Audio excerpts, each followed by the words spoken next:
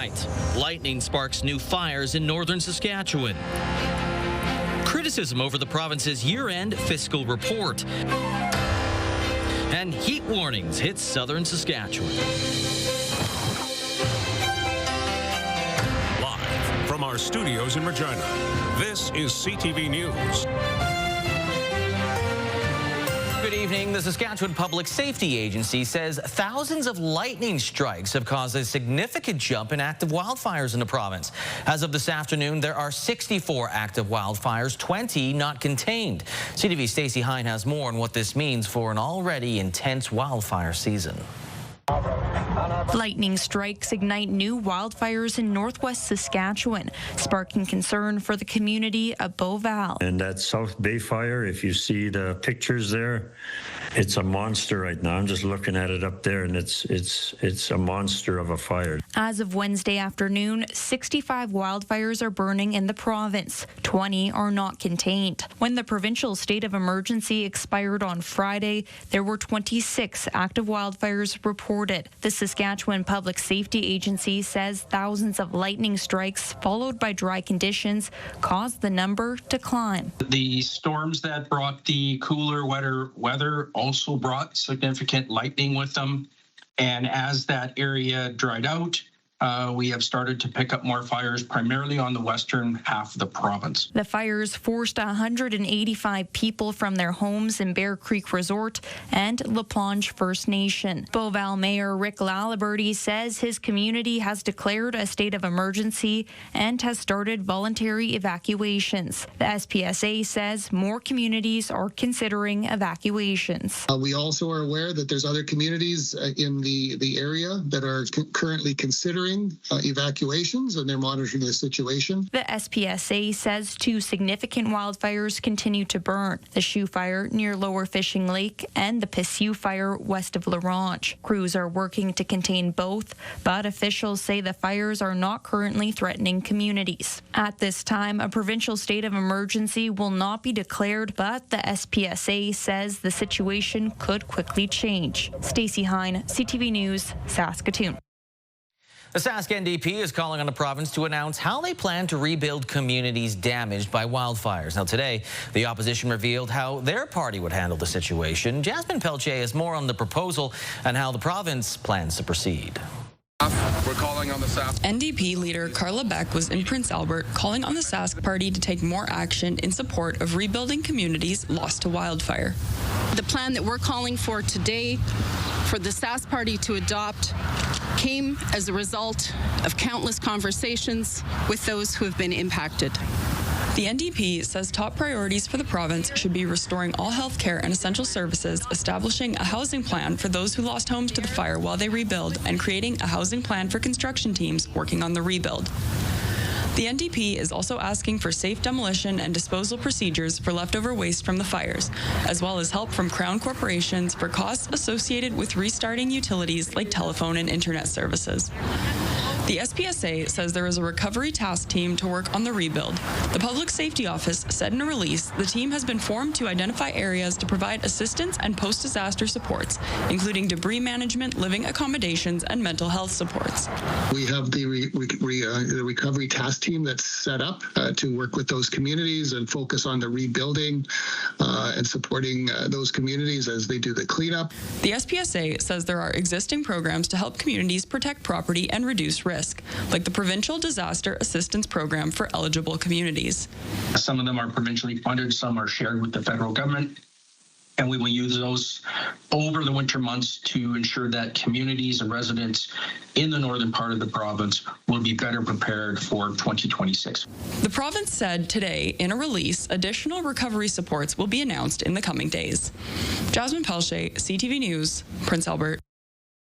Provincial politicians are away from the legislature for the summer, but there's still time to discuss the latest budget update. The government's year-end fiscal report shows a $250 million deficit, but as Wayne Mantika explains, it's drawing criticism over a sharp increase in spending. It's my honor today to... The provincial government came very close to what it forecast in its 2024-25 provincial budget. The final report was released on Monday. You know, what we see as a government, you can see why they sort of slid this out on Monday before Canada Day without any fanfare, is that it makes clear that they overspent by $1 billion. The province ended the fiscal year on March 30th with a $249 million operating deficit, about a $25 million improvement over what was projected in the budget a year ago.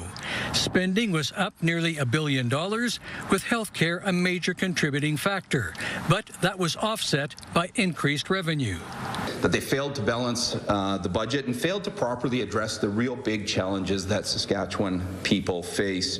In a written statement, the provincial government said it ended the year second in Canada for economic growth. It said the government of Saskatchewan continues to make investments that deliver on what people of Saskatchewan have said is important to them: affordability, health care, education, community safety, and fiscal responsibility. Going forward, the government is projecting a balanced budget for this year, with spending at $21 billion, about what it actually spent last year. Wayne Mantika, CTV News, Regina. Several people were taken to hospital after a house fire in Regina this morning. The Regina Fire Department received a call just after 8 a.m. and when crews arrived less than 6 minutes later, flames were shooting from both main and second floor windows. 4 adults and 2 children escaped the home. 1 child suffered severe burns. A 17-year-old is listed in critical but stable condition. Others are suffering from smoke inhalation. 22 firefighters are on scene, needing to use both their fire suppression skills as well as their paramedic training. Over half our department is our primary care paramedics, and so the ability to, deal with victims and patients from the property as well as manage the fire is it's value added to our service, and I think it was critical. It showed it was critical today. Unfortunately, 2 deceased pets were found in a home. The investigation into the cause of the blaze is ongoing. With heat warnings announced today in parts of southwest Saskatchewan, lots of families looking for ways to cool off while having some fun. Sierra D'Souza Butts tells us more on how people are enjoying the hot weather while still being safe. And thank you For some people, temperatures above 30 degrees Celsius are just right, under the right circumstances. It's brutal. I love it, and as long as I'm around water, I'm good. This is perfect. There's no better place in Canada to be is in the pool at Moose Jaw.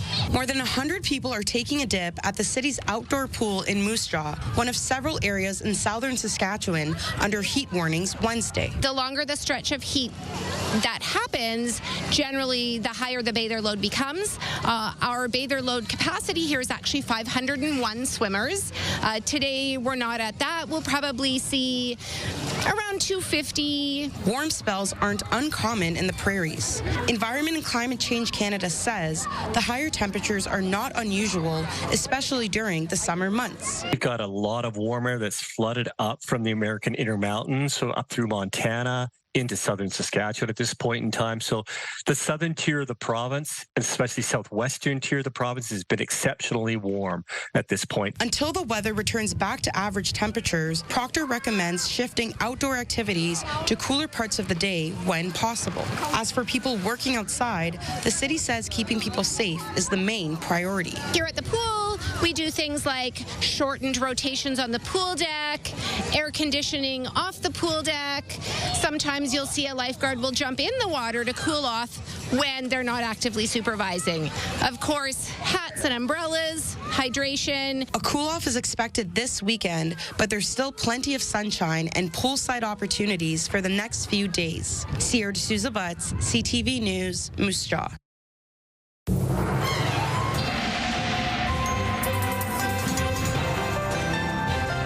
Off of that, let's go to Sabine in our weather center to take a look at all those heat warnings we're seeing right now. Yeah, a lot of the heat warnings in the southwest right now, Lee, but we're also starting to see a mix of severe thunderstorm watches in the southwest and even some warnings starting to pop up in and around the Cabrey, Stewart Valley area and also down in the Pambrin area. So we're seeing those severe thunderstorm warnings now making its way through. Actually, you can see exactly where the storm is coming through on the radar satellite. So there is a lot to be be aware of if you are planning on spending any time outdoors. The heat, though, is expected to continue as we head into tomorrow. You can see even right now, currently in Maple Creek, 34 degrees, 30 in Regina, 29 in Estevan, 26 in Wynyard, and 27 over in the Yorkton area. We're going to see another very warm day heading into tomorrow. Does not look like we can expect to see much in terms of active weather. Just another sunny, calm day. Our average is about 24, 25 degrees, but again, the start of this week has been very hot,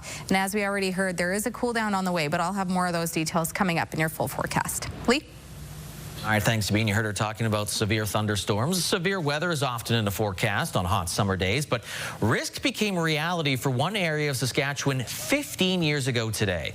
July 2nd, 2010, a major storm tore through several farmyards in the Raymore region and Kawakatoos First Nation. A tornado in the area, sending cars, trucks, and even homes flying. And according to Environ Canada, the F3 rated tornado was 500 meters wide and was on the ground for as long as an hour, carving a 45-kilometer path along the prairie. Now, fortunately, no one was killed in the storm, but some injuries were reported. In major agribusiness news, the $8.2 billion merger of U.S.-based Bunge and Regina-based Viterra is now complete. In a press release from both companies Wednesday, Bunge and Viterra say they'll now begin the process of combining their teams and operations. The merger is effective July 2nd after it was announced last year and approved by Ottawa with conditions in January. Those terms of sale include a commitment for Bunge to invest at least $520 million in Canada over the next 5 years and retain Viterra's Regina head office for that same period of time. Well, last week we told you about a new bus company operating in the province. Today, FlixBus took its first passengers from Regina, traveling through Saskatoon and North Battleford into Alberta. Hallie Mandrick has more.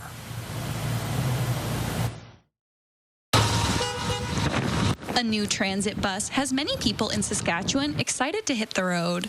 The time getting from one city to another, it cut it down a lot. Obviously, being on a budget, we're both students, my partner and I, so having this affordable option was actually really awesome. FlixBus currently offers transportation between North Battleford, Saskatoon, and Regina. Tickets range from $30 to $60 one way, depending on the destination. And those who spoke with CTV say it's a cost-effective alternative to buying a plane ticket. For a plane ticket, it was going to cost me about $500. That just wasn't feasible right now. So this cost me about $100. Yeah, and it's been great so far. Instead of paying $300 for a flight last minute, $60 to take a bus, 5 hours, it's worth it.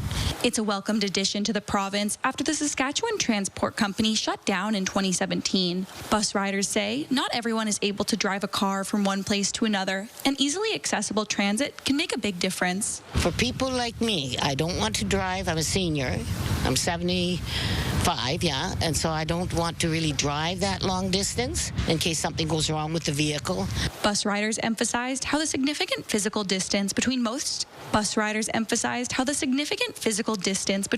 Canadian cities is a major barrier when it comes to getting around. I'm from BC, so like being out here, obviously it's a little bit more on the rural side of things. So being able to explore, I guess, other parts of Canada this quick was definitely beneficial to other people.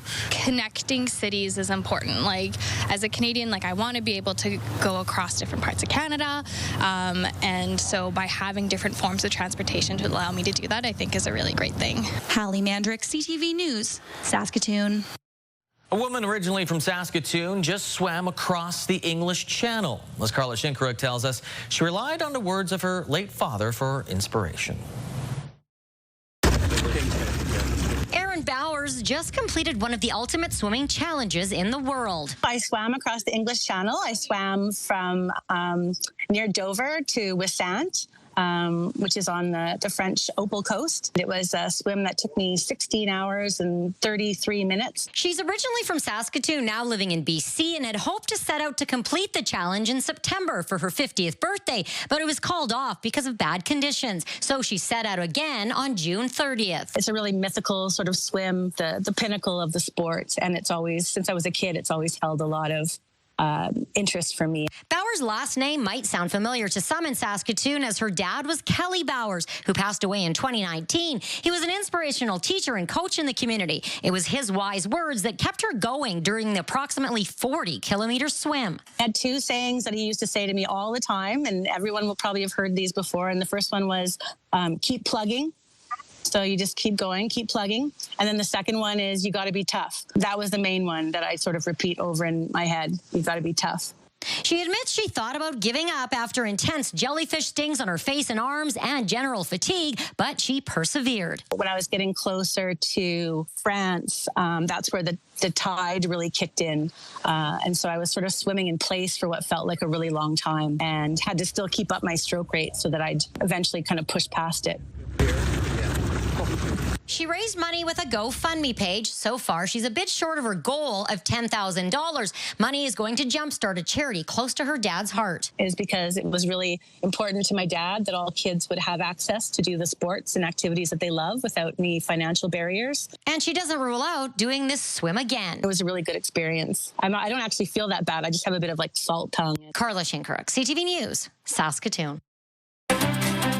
Still ahead, the Prime Minister and Canadian automaker leaders discuss American tariffs. And Sean Combs is found guilty on lesser charges in his sex trafficking trial.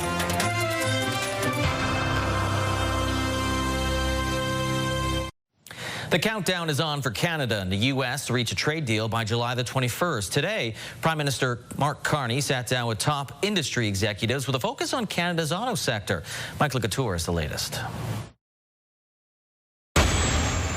Inside the Prime Minister's office, Mark Carney huddled for an hour with the Canadian CEOs of GM, Ford, Stellantis, and the Canadian Vehicle Manufacturers Association.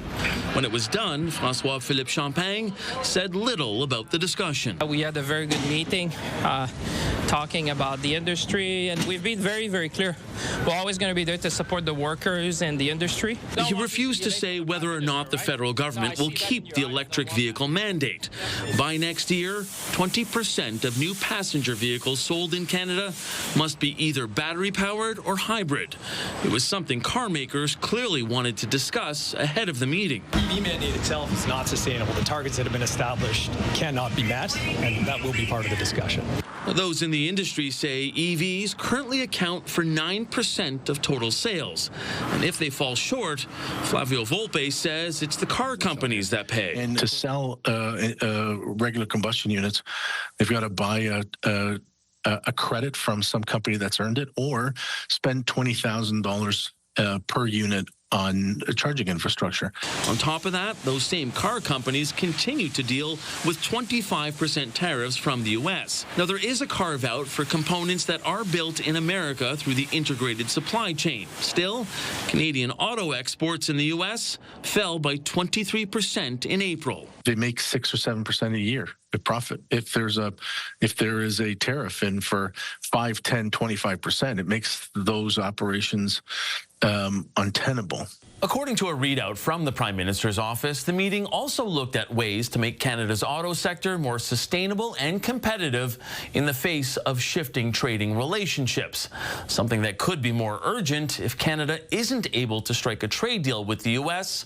in the next 19 days. Michael Couture, CTV News, Ottawa. The United States is stopping some weapons shipments to Ukraine, triggering warnings from Kyiv that the move will weaken its ability to defend itself against intensifying Russian attacks. The Pentagon says it's pausing the shipments over concerns the U.S. stockpiles are just too low. They reportedly included not sending precision defense interceptors that knock down Russian drones and missiles. Ukraine says it's important to continue military aid from Washington, claiming any cut would embolden Russia. This as diplomatic efforts to end the war continue to falter. Meanwhile, Iran has suspended its cooperation with the United Nations nuclear watchdog agency in the wake of the American and Israeli strikes on the country's nuclear facilities. چگونه میتونید انتظار داشته باشید در شرایطی که Iran's foreign minister says it cannot guarantee the safety of International Atomic Energy Agency inspectors in the wake of the attacks. The decision will limit the ability of inspectors to monitor Iran's nuclear program that has reportedly been enriching uranium to near weapons-grade levels. Hamas says it is open to a ceasefire agreement with Israel, but has stopped short of accepting a U.S.-backed proposal, saying it wants a complete end to the war. The Israeli government says the obstacle to reaching a truce remains with Hamas. Prime Minister is working to end the campaign in Gaza through the release of the hostages and the defeat of Hamas as soon as possible. Meanwhile, the Israeli military campaign continues. Strikes on northern and southern areas of Gaza, killing dozens, according to Gaza health officials. Israel has agreed to the conditions that would lead to a 60-day ceasefire in exchange for the release of the remaining hostages that are being held by Hamas. After 13 hours of deliberation, rap mogul Sean Diddy Combs acquitted of the more serious charges of sex trafficking and racketeering, but was convicted of prostitution-related offenses. Adrian Gobriel has the latest.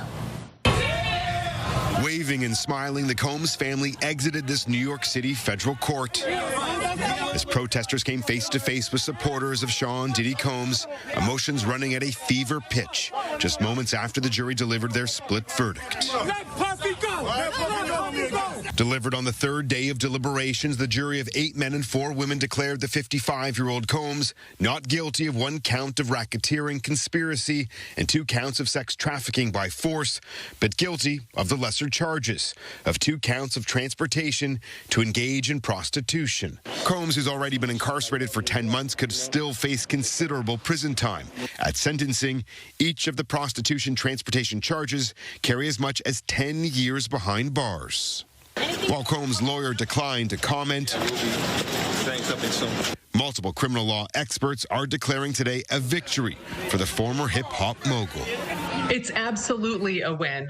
The defense took a really big gamble going to trial on this case. The prosecution called 34 witnesses to the stand, multiple ex-girlfriends, including singer Cassie Ventura, who claimed that Combs forced her to engage in sexual encounters called, quote, freak-offs and hotel nights. Jurors watched this 2016 hotel video of Combs dragging and kicking her. Ventura's lawyer stopped short of calling today a victory for his client. We're pleased that he's finally been held responsible for 2 federal crimes, something that he's never faced in his life. He still faces substantial jail time. Of course, we would have liked to have seen a conviction on the sex crimes in RICO, but we understand beyond a reasonable doubt is a high standard.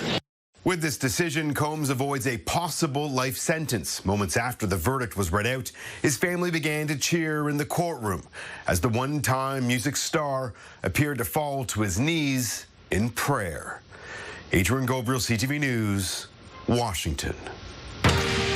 Coming up, Party in the Parkland. The annual summer fair is underway in Yorkton. Details after the break.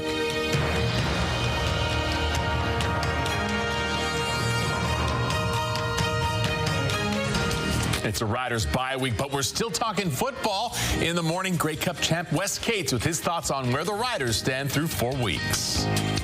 News, weather, and traffic. It's everything you need. CTV Morning Live, weekdays 6 to 9.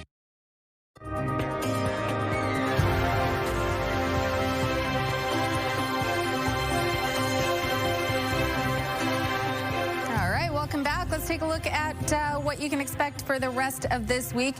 Taking a look at Douglas Park Hill.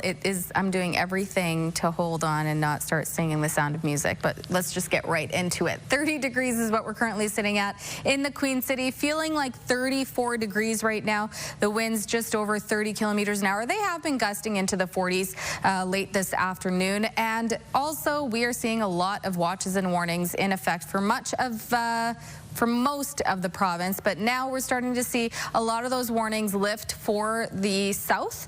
So now we are and now it's changed again. For these severe thunderstorm warnings, we did see a little bit larger of an area. Now looks like it's more so in and around the Rosetown area, which again, we will start to continue seeing it completely lift as this system has made its way eastward into the Manitoba area.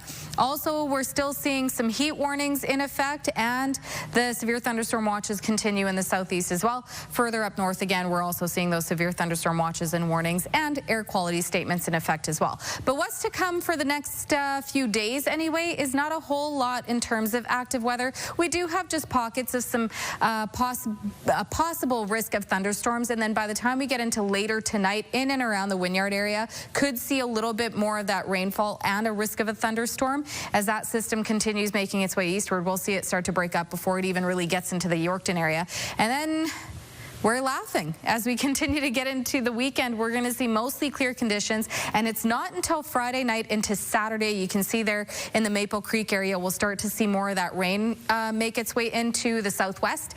Could also see some of that rain reach into south central and even southeastern Saskatchewan by later in the day Saturday. But this is what we're expecting for first thing Saturday morning, and you can see that system continues making its way into south central Saskatchewan. But again, it does not look like we will see a lot of rain. This is what we're looking at as of right now for rainfall total. So mostly trace amounts. Saskatoon, Assiniboia could see up to 3 millimeters of rain between now and to Saturday afternoon. 4 for Swift Current. It's further way up north. Stony Rapids could see up to 20 millimeters of rain. But again, most of the province could see anywhere between 1 to 3 millimeters of rain between now and to Saturday. But temperatures are going to continue to be quite warm as we head into tomorrow. 29 for La Ronge, 23 for La Loche and Lloydminster, still within the average range. 31 mainly sunny for Prince Albert. Saskatoon 29 mainly sunny. Could possibly see some scattered showers tonight, but still a very warm night, 18 degrees. 27 mainly sunny for North Battleford tomorrow. 32 for Yorkton with a mix of sun and cloud. Could feel closer to about 35 degrees for Yorkton tomorrow. 33 for Maple Creek. 32 with a mix of sun and cloud for Swift Current, and 34 a mix of sun and cloud for Moose Jaw. And again, all those areas expecting to see some scattered precipitation tonight, along with Weyburn and Assiniboia. But again, the southeast expecting to get into the low 30s tomorrow, as are we in Regina. Winds picking up tonight up to about 50 kilometers an hour, but by tomorrow, 32 is the expected daytime high, feeling closer to about 34, 35 degrees late afternoon tomorrow. And this is what we're looking at for the next 7 days. So yeah, there's a bit of a cool down, and by that I mean back into average range for the weekend. 32 a mix of sun and cloud tomorrow, sunny, and 27 Friday. The clouds roll in Saturday. Slight chance we could see some scattered showers in the afternoon on Saturday, but 24 is the expected high. Sunday, 23, mostly cloudy, and then starting your work week off with a risk of a thunderstorm on Monday, 25 degrees. And then, you know, we're in the average range for Saturday, Sunday into Monday, and then we see a warm-up return. Tuesday, sunny, 26 and sunny, and 28 degrees on Wednesday. It's that time of year. We're going to start to see a lot of those warm temperatures sticking around, Lee. You said we were laughing, so I was just trying to fit in. Oh my gosh. Yeah. This is what we deal with. And by we, it's me. You're great, Lee. Bye. While producers wouldn't mind some rain right now, fairgoers in Yorkton hoping that the sun stays for the rest of the week, and it sounds pretty good that way. The summer fair is underway in that city. Damian Smith has more on what visitors can expect. Summer fun is taking over the Yorkton exhibition grounds as the annual summer fair runs from Wednesday up until Saturday. And it's a great way to kick off July with choices for everyone, no matter what the age, from races, games, rides, and even a diving performance to cool down attendees during this prairie heat wave. We're always trying to look for new talent because I'm not getting any younger. So I need people to, you know, with new tricks and a strong sense of athletic ability, and we kind of work with them and develop them into the divers that you see in the show. Simon has been touring the world for 17 years with Millard Entertainment to countries such as Australia and Saudi Arabia. And as the grand finale of the diving show, he made an all-time drop.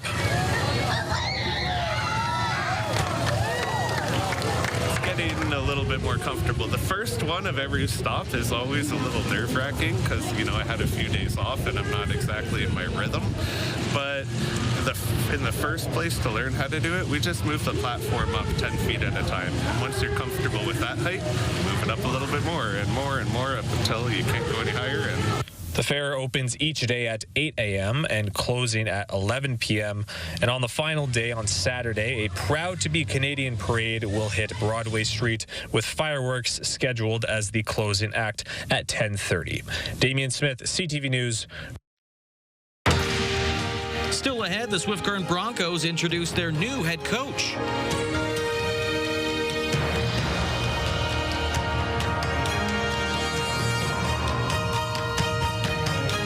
16 years after Dean Chanel left the Broncos to join the coaching staff of the NHL's New York Islanders, there's a new dean of hockey in Swift Current.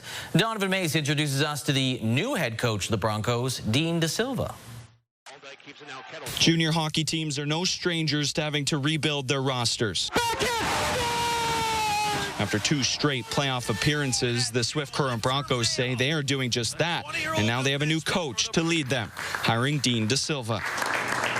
De Silva brings nearly 2 decades of experience, including as a director of development in Ontario, as well as Hockey Canada national programs. Experience, he says, will benefit this Broncos rebuild. Development's going to be huge because the landscape is changing. You know, we're going to have a very, very good decor, I think. They're still young. They had 5 guys that were under 18 or under 17 last year, but they're a year experienced, and that's going to make a big difference. This is De Silva's first time as a head coach in the CHL, but he has spent the past 5 seasons as an assistant, 4 of them with the Everett Silvertips. I've been a head coach at the junior level before, being around the team in Everett for the last 4 years, and just my role expanding there and the relationships that I built there. I'm ready for that. The head coaches that he worked under, just talking about it was like having another head coach with you. You're not, having to ask a guy or demand things from him. It's already done. And with a young core of returnees, Leslie says some will have to step into bigger roles as this retool takes shape. We're going to have to defend a lot tighter. Obviously, we're not going to be scoring as many goals as we have in the past, but again, I think it's an excitement factor for our fans, the 17 and 16-year-old forwards that we have, and just an opportunity for these guys to grow together for the next 2 to 3 years. Now, while we are in the middle of the summer off-season, Broncos rookie camp is scheduled to start at the end of August, with main training camp starting shortly after. But De Silva says if the season started today, he would be ready. Donovan May, CTV News, Swift Current. The CHL held its import draft with Regina Pats selecting 4th overall, a Slovakian goaltender drafted in the 3rd round this year by Detroit. Starts wide right, cuts to the middle, slows things down, and he's stopped by Bredell. 18-year-old Michael Bredell has represented Slovakia at the World Juniors and Under-18 World Hockey Championships. It is expected to replace Swiss goalie Ewan Yue, who will likely not be retained as an overage goaltender next season. Moose Jaw had the 1st overall pick, but traded that away for 3 picks, including a 1st-rounder in next year's prospects draft.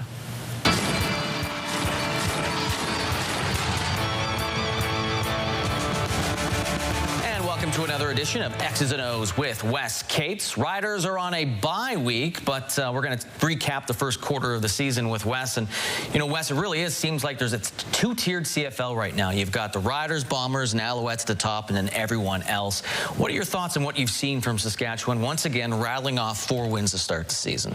Yeah, Lee, well, you talk about that top tier with the Riders, putting them in there with, the Alouettes and the Bombers. It's a little tough because, the Alouettes and Bombers have won a championship recently, so I think a lot of people are questioning if the Riders really belong there, deserve to be in that conversation. You look at their competition these first few weeks, a lot of people are saying, oh, it was the bottom of the East, or teams didn't really have their best foot forward, like going against BC this past game with, their quarterback being out. And, yeah, it's just going to be tough to see. I guess we're just going to have to love the record and wait for, that type of competition in the schedule that's going to appease the doubters. Right now, I feel like the Riders are doing everything they need to do, not winning convincingly all the time, but they are getting the W, which is the most important thing. Yeah, that part in the schedule will be Labor Day, basically. Winnipeg, Montreal. That's a big 3-game stretch that might really show where the Riders are right now. Offensively, I mean, Trevor Harris is Trevor Harris, but AJ Ouellette has been quite the surprise. He was injured last year. Looked like he was going to have injury problems again, but he's really fired it off in the last 3 games. In fact, he is the first Riders running back to get 3 25-plus runs in 3 straight games. The last person to do that was in 2007, Wes Cates. So it's been a while since somebody's been able to do that in 3 straight games. But what are your thoughts on Ouellette all of a sudden? Hey, I think it's great to see him healthy. I think that was the biggest thing. Everybody knew before him coming over to Saskatchewan. When it was offseason, we saw that he got signed. Everybody was excited because they knew the potential of this player. But he was hobbled his first year, then come back next year, so it still wasn't right. And now you're seeing a healthy Ouellette. He really dedicated himself to the offseason, lost that weight, and came in really prepared to have a good season. Of course, it's always the offensive line has lined up. There's a lot of depth, a lot of experience at the offensive line. Jamarcus Hardrick leading the way there, you know, and then some young Canadians that are also playing above maybe what's been expected. So I think you pair those two things together, a great offensive line is staying relatively healthy, along with a healthy A.J. Ouellette, and you're seeing what you're seeing. By the way, that stat's brought to you by Rider historian Rob Vanstone. I don't know how he dug that one up, but he was able to find that stat for you, Wes. Quickly on the defense, so once again, turnovers being important for this team, and at the right time, too.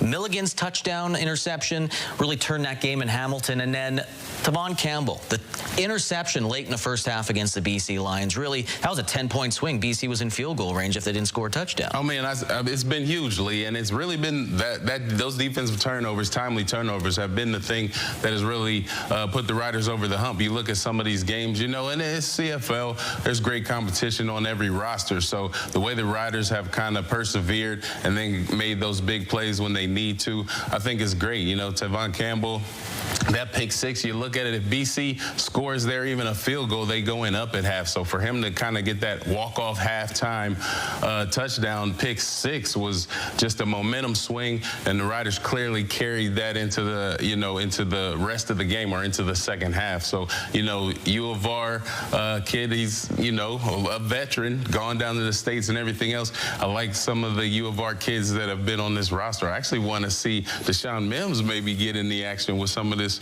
receiver injury situation we got going on. Of course, with the bye week, maybe we might see, you know, Sean Bain return. You know, MLS on a one-game injured list. We'll see. They might come back next week when they face the Calgary Stampeders, and of course Trevor Harris very likely back in the lineup. But next week we will get you set for that Calgary Stampeder game on another edition of X's and O's. X's and O's, brought to you by Campion College at the University of Regina. Coming up, a look back at Canada Day celebrations in Regina.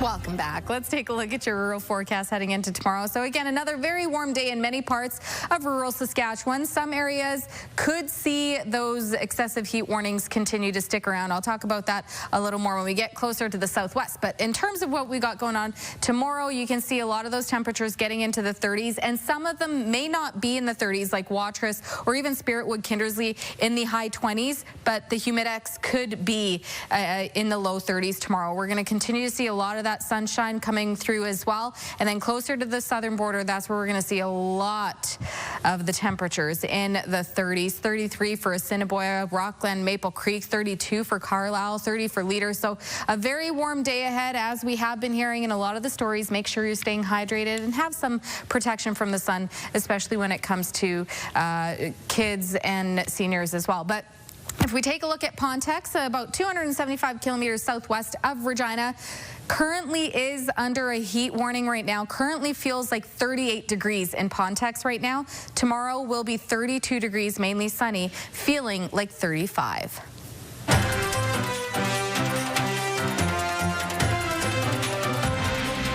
Well, people were busy showing their Canadian spirit all across the province yesterday, and that included Wascana Park in Regina. More than 50,000 people believed to attend the National Celebration of Canada Day in Regina, participating on bouncy castles, food trucks, entertainment, other activities. People wore all sorts of Canadian merchandise, from red hats to tattoos of the maple leaf. Compared to previous years, the Regina Canada Day Committee says this year's celebration saw a higher level of Canadian pride. We're definitely seeing more pride. For example, last year we ordered about 2,000 flags and tattoos. This year we did 10,000. We ran out in the morning. So it just shows you that there's a lot more people in the park, a lot more people feeling that Canadian pride, and just, you know, showcasing that they're proud to be Canadian. Celebration concluded with that 17-minute long fireworks show at Wascana Park.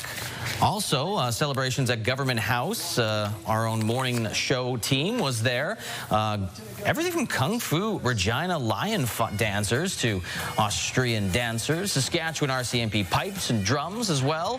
Throughout the afternoon, families got a chance to participate. Bouncy Castle, always popular, face painting, and a bubble bouncer. The Lieutenant Governor, the Honourable Bernadette McIntyre, was the host of the celebration.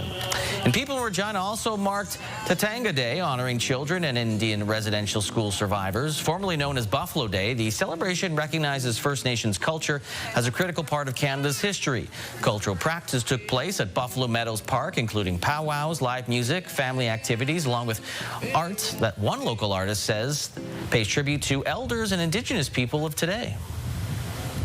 It's a reclamation of space, just exercising, our cultural practices in regards to powwow, music, coming together, understanding of our past, which was enriched with bison and buffalo or tatonka.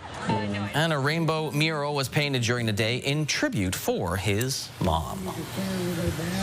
Let's take a look at the stocks. Different directions. The TSX up slightly by 12 points. The Dow Jones, another slight drop, very slight by just 10 points. Canadian dollar, it went up a little more than 0.3 cents to 73.61 cents U.S. Commodity front, gold up $18.61. West Texas Intermediate crude up $1.93, while Western Canadian Select crude went down 19 cents. And gas right now in Regina, if you go right now, most places, if not all of them, are selling it for $1.31.9 cents per liter.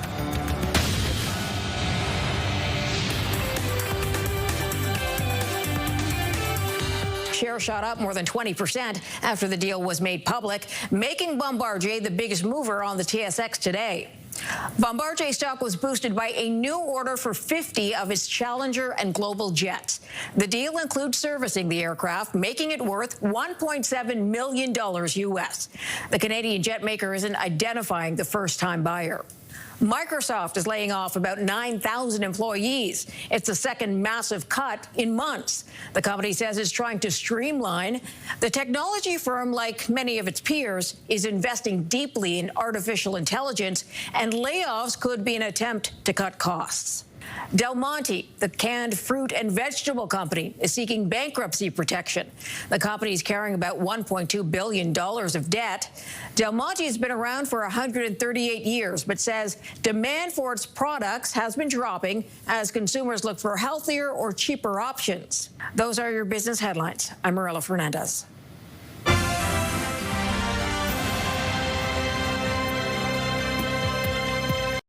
Coming up tonight after the newscast, a couple of Big Bangs, then we've got couple of Battle of Generations, and then Big Bang Theory. Just a Battle Big Bang sandwich coming up tonight. It might sound like the tagline of a familiar movie, but passengers in Australia were really delayed thanks to a snake on a plane.